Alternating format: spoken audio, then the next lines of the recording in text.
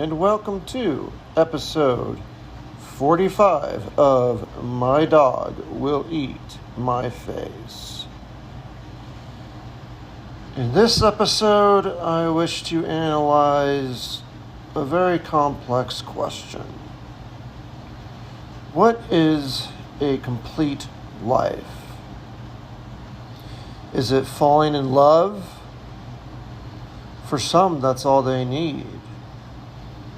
For others, it's making millions of dollars and becoming wealthy. For some, it is to achieve love and have a large family. And yet for others, it's achieving religious clarity or comfort. Honestly, there's probably a different answer for this question with each individual life on Earth. At least to some extent. For me, it's a far more complex answer. It's one I've answered for myself, but never fully vocalized it.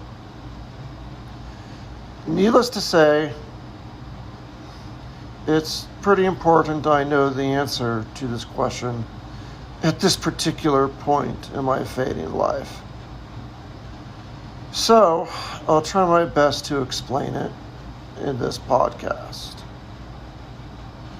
Maybe others can learn from the choices I have made to live a so-called complete life and decide if such variants should be part of their own answer.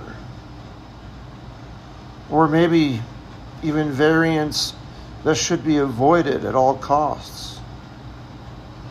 I wouldn't be the least bit surprised if some people hear my story and think to themselves, oh my gosh, I hope that never happens to me.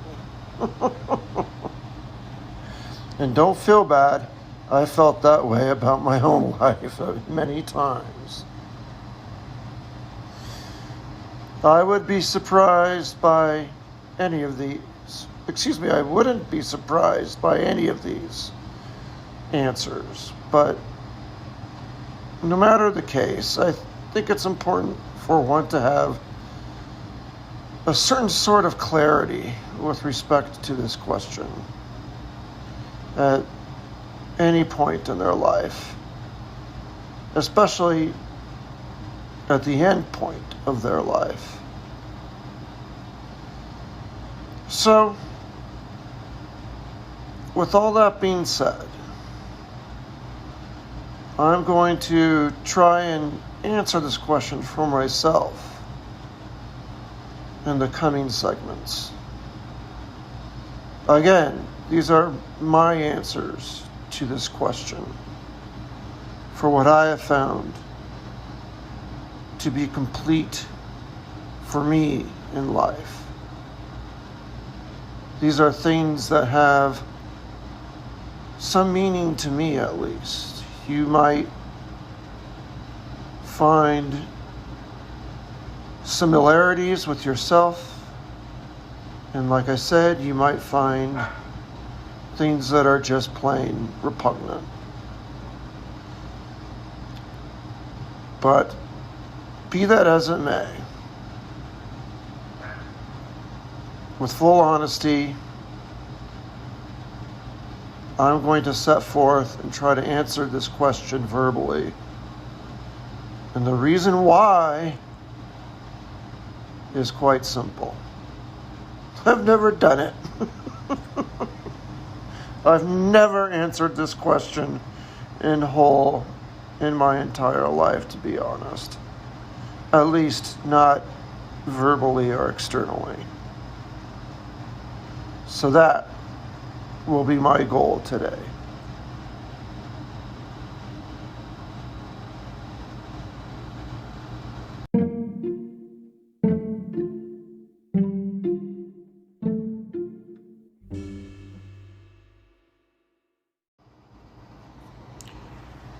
For some people, a full life is merely time spent on this earth. Now, I have to write that off right away. Again, to repeat Marcus Aurelius, who said, "It is not death that should be feared, but never having lived." Merely existing to me is not enough to live at all. Thankfully, I don't struggle with this dilemma because I've held for my whole life that my time on this earth will be cut short. For others, again, making a fortune might be their answer. I honestly haven't achieved this either. I certainly love the comfort of enough money, just like anyone else. I think of monetary value in and of itself, though, is not indicia alone of truly living. Well, it's certainly an acceptable goal that I wouldn't dare insult. So for most of my life, I've been what I would call comfortable. Except in later years when, as a result of my legal costs and a divorce, I was honestly forced into bankruptcy. While this may be crushing for many, for me, honestly, it was a relief and a choice well made to save myself financially.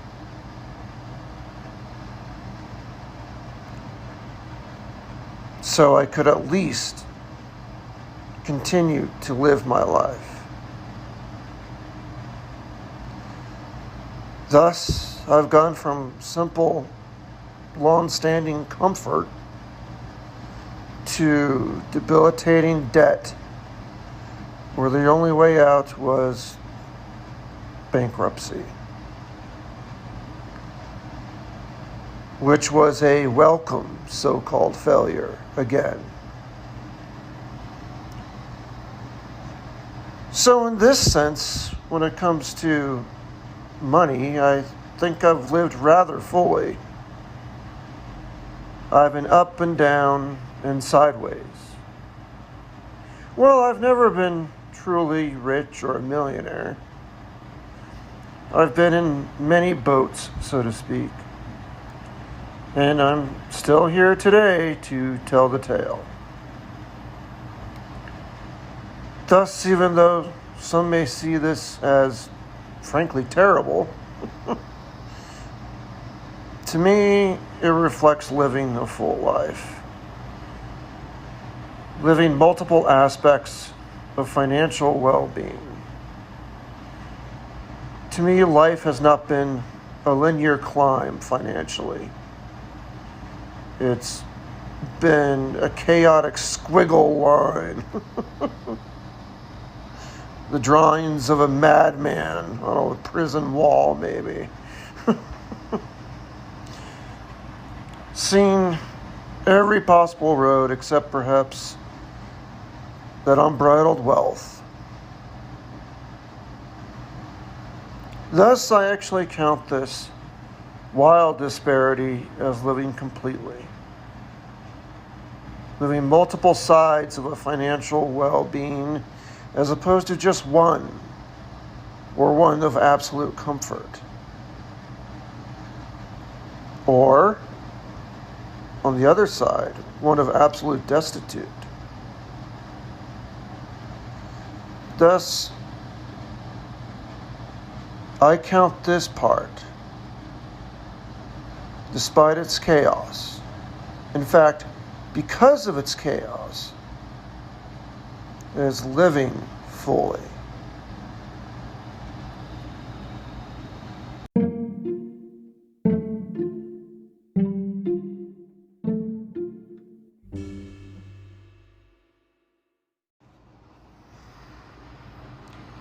Now, secondly, many see relationships or love as living a full life. Again, I've had the extreme in this regard as well. I've, of course, been in love, but I assure my listeners now, I'm not currently in love. I was married and with the same individual for about 10 years, spanning a full quarter of my life, a third of my adult life, which is a true measurement, I would say. I wouldn't count me being an infant as part of my love life. Unless I was a real slutty infant. Just kidding. But I wasn't. Anyway, moving on.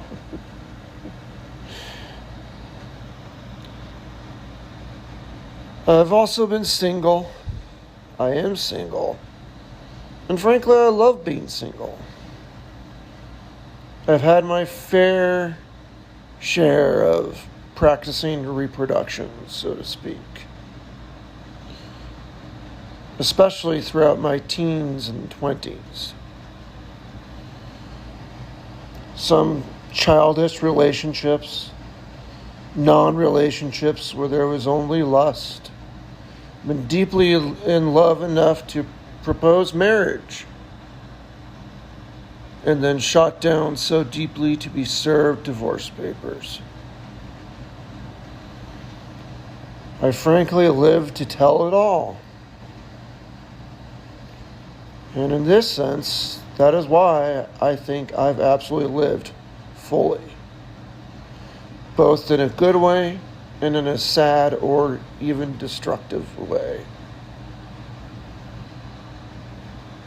In the end, though, I do love being single.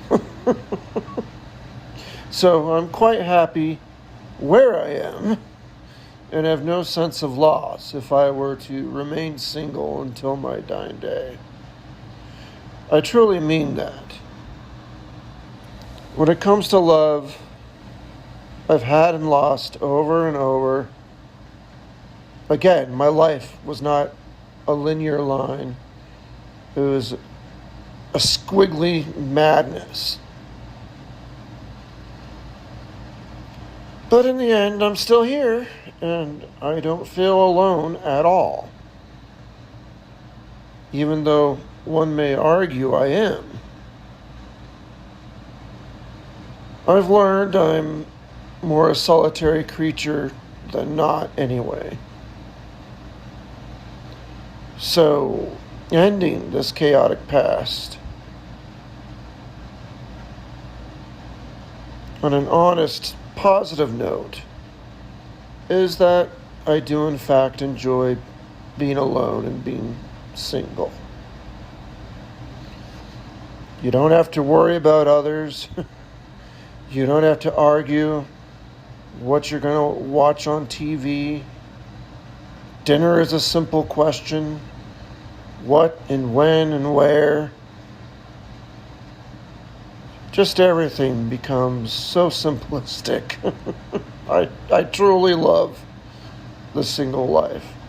Not to say there's no benefits to the love life. I'm sure for everything I've shared, someone can counter with, yeah, but in my relationship I get some benefit of this, that, or the other. And I believe them because I've been there too. It's also nice to share a dinner with someone, to have someone cook for you. And to watch a movie in comfort with someone else. To laugh together or to be sad together. So I would never argue down any of these points. Just that I'm more content doing those things by myself. But when it comes to analyzing my history, I again come to the point that my life was full. I've covered every venue, so to speak, and lived to tell the tale.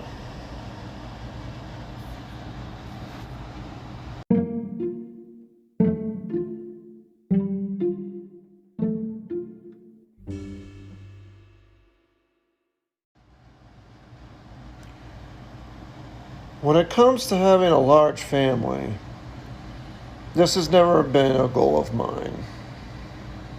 I've honestly only maintained friendly relationships with a portion of my own kinship, small and usually far away. Some would say, foolishly, that I am lonely. This is not true. Whatever love loss I've experienced with a close family, I've maintained in friendship. I have friends for 20 plus years with most of my friends and truly love them. I don't hide it, and I don't hide this affection either. I tell my friends I love them, and they tell me they love me too. I approach interpersonal relationships as though each day may be the last day I know them. This was a lesson hard learned in my life, since two of my closest friends at the time, my best friend in one case, committed suicide. Each case was truly devastating, especially talking to their surviving family. One moment, I avoided my friend's father so he wouldn't catch us drinking beers in the garage or something. And the next, I was holding him as he sobbed uncontrollably, telling in horrific detail the state in which he found my best friend that afternoon. He took his life with a hunting rifle, so it wasn't pretty to say the least. So, there may be some who say I'm lonely, which is simply, again, not true. For most of the time, I'm alone, but in no way lonely. This is why I treat the friends I do have in a way which mirrors what I would do if it was their last day on earth. It is also why I'm not shy about telling those I care for that I do care for them. I encourage such a stance for everyone, honestly. I only had the misfortune of learning quite acutely how delicate life is amongst those whom I care for. If you have or haven't had such cruel luck, I still encourage you to treat those in your life, those you love, with care, and to make sure to inform them regularly how you feel. I truly promise you won't regret it. I've also heard many people say, no one wants to die alone. This seems meaningless to me. I honestly don't care if I die alone, on a stage or on live TV, alone in my bed or what have you. I want whatever is most physically painless, of course. But I never understood what dying with loved ones would change. It's still death. It's still exiting this world towards an empty, dark abyss. The closure of your life and venture into a vast unknown. I suppose I can imagine some comfort if I'm with loved ones, but honestly, this was never a goal of mine, nor does it appear to offer me much relief when I imagine it. I'm still dying, and if anything, if I'm alone, at least there, it saves me from the embarrassing bodily functions that happens when one dies. To be blunt, I sure don't want to crap the bed in front of friends. For one example of many. When the body shuts down, it's not pretty. It's not necessarily beautiful. I don't know whoever confused that, but to me it sounds messy and disgusting and embarrassing. In many ways, it seems better to me to just do it alone. But I do see how one can derive some comfort if others are there. I guess with this, take whatever pick you like. It doesn't really matter. We'll all be on the same level playing field at the end, no matter how we decorate or make our final moments comfortable. In the end, we'll all be just dead.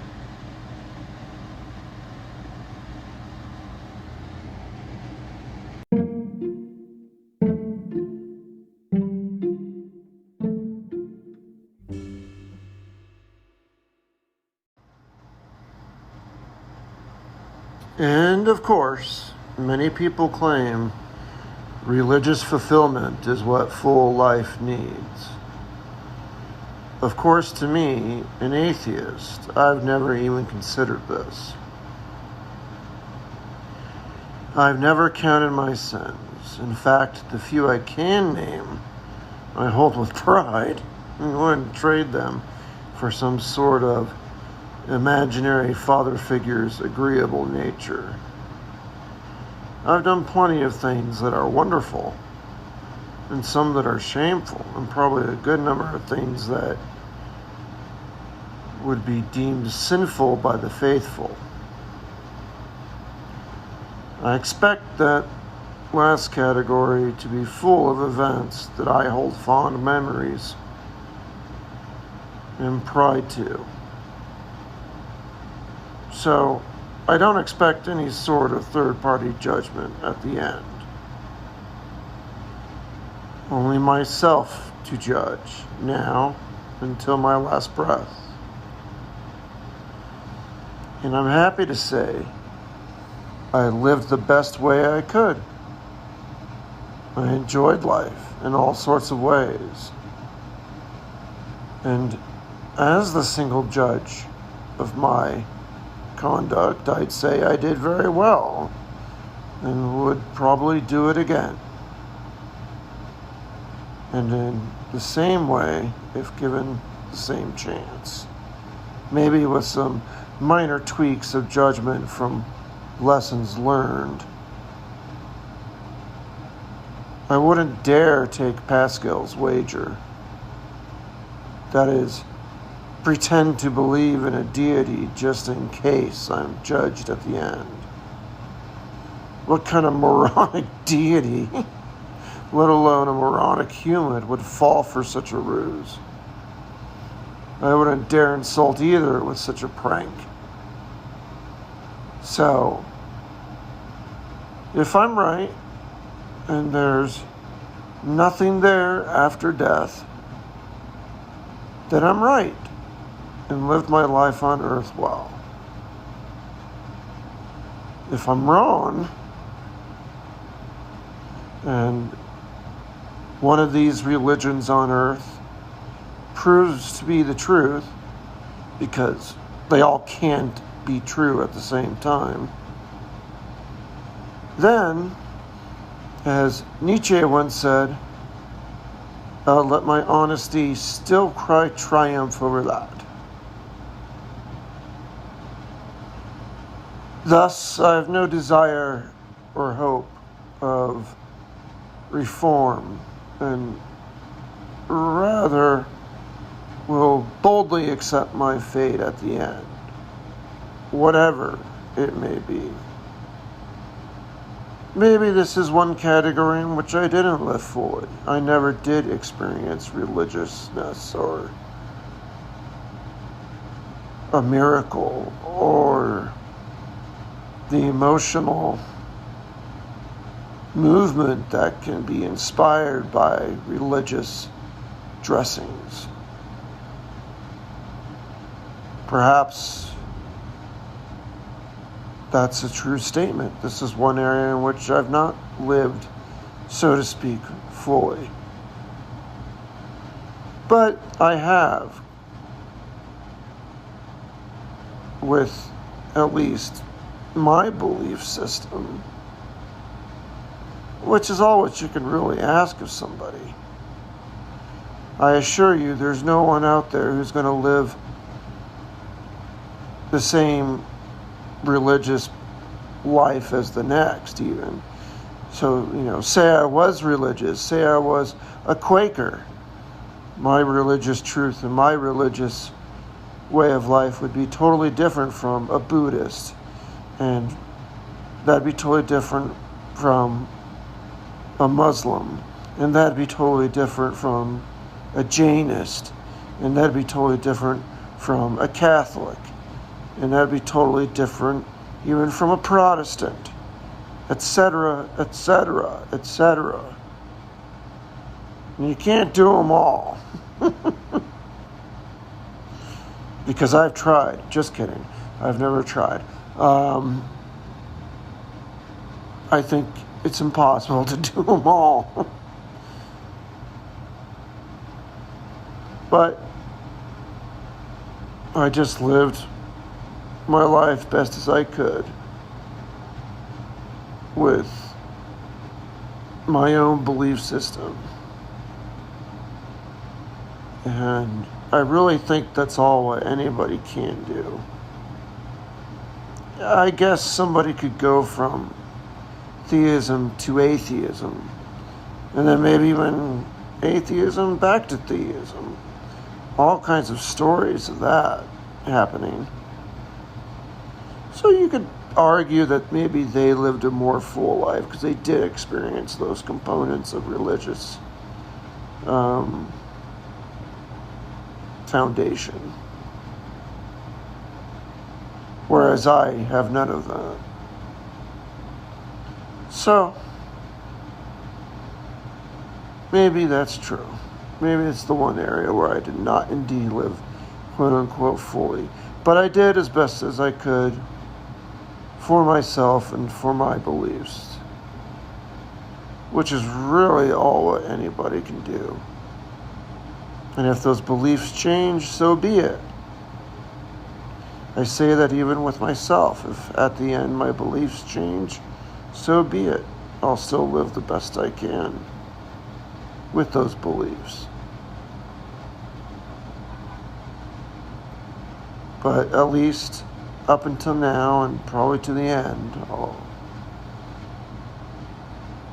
just live the way I have. And exit this stage without any fear of reprisal.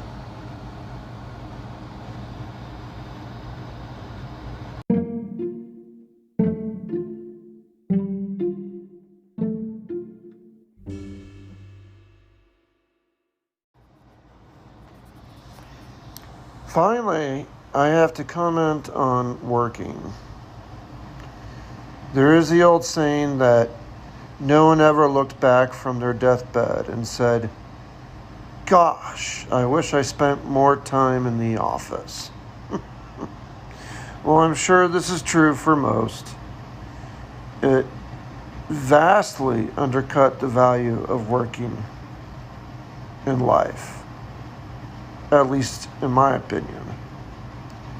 As I careened to my demise, my career was ripped from me, something I loved deeply, something I cherished, something I was proud of, and had meaning to me every day I did it.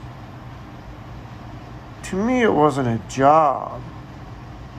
It was a career that I meshed with my personality, and a career that grew with me as a person. I miss it horribly. I even sob over its loss to this day. It wasn't the money I earned that made it so. It was the meaning I found in what I did. So, my advice to all who listens to this podcast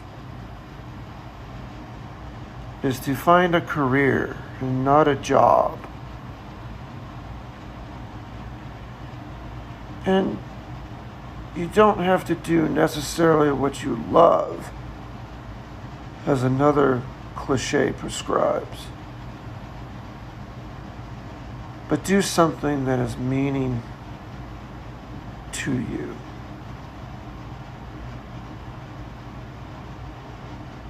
I think life is far too short to do otherwise.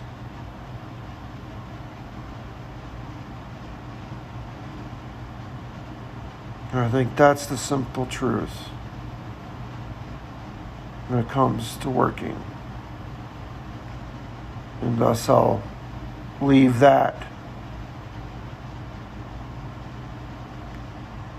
at that for now.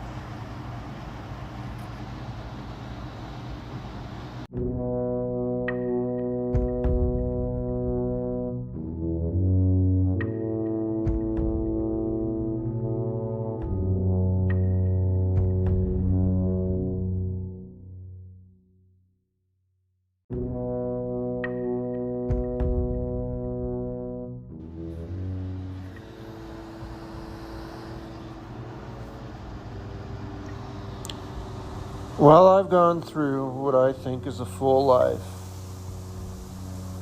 One I know I've had. I have to doff my hat to better orators than I, who described it more succinctly.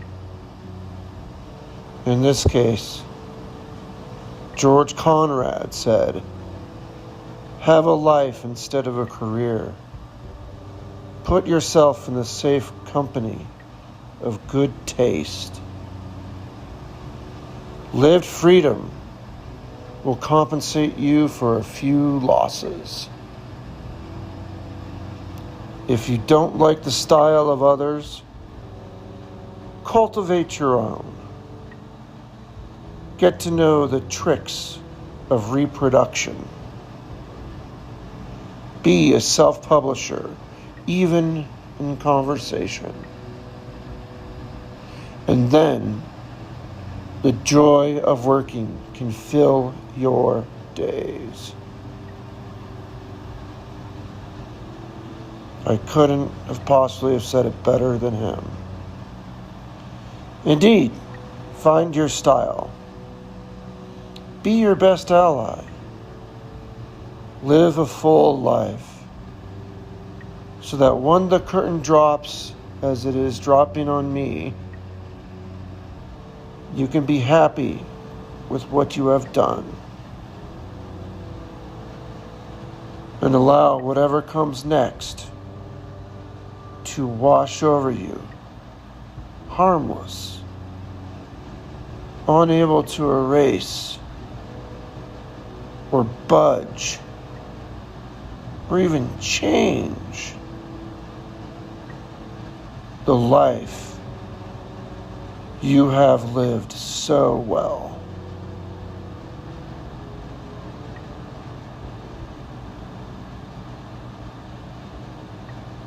So that, my friends,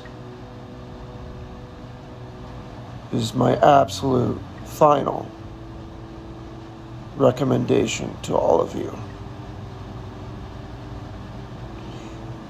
Except, of course, to be sure to follow this podcast and to turn on notifications as well, so you're notified of future podcasts.